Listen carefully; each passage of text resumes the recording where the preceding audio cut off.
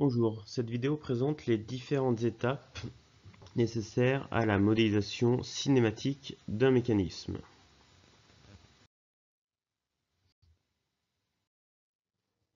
Nous allons commencer par déterminer le nombre de classes d'équivalence cinématique du mécanisme.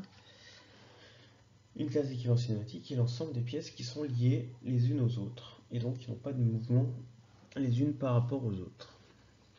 Alors, ça peut être une pièce unique ou bien un ensemble de pièces.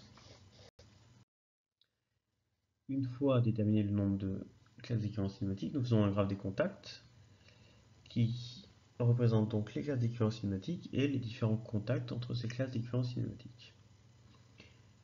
Donc, les cercles avec un nom à l'intérieur, donc soit des numéros de pièces, soit des noms, vont représenter les classes d'équivalence cinématique et les liens entre ces cercles seront donc les contacts.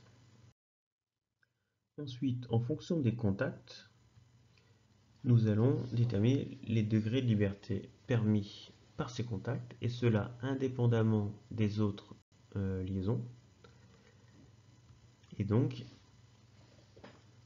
il est nécessaire d'oublier le reste du mécanisme, donc, ou bien d'extraire uniquement les deux classes d'équivalence cinématique qui nous intéressent.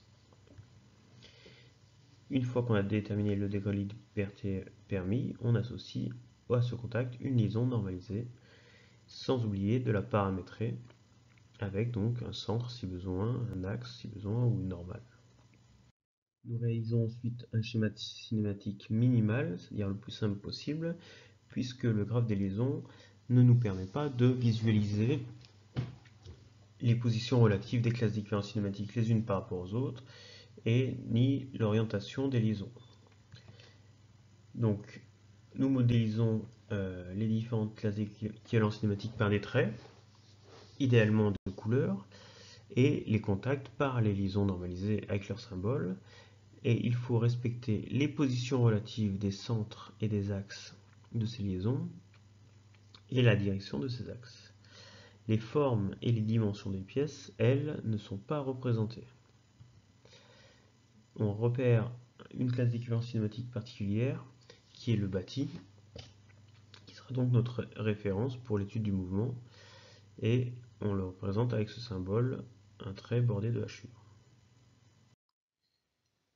Voilà pour les différentes étapes de la modélisation. Ces différentes étapes sont importantes et seront donc à suivre dans tous les cas de modélisation que nous aurons à réaliser.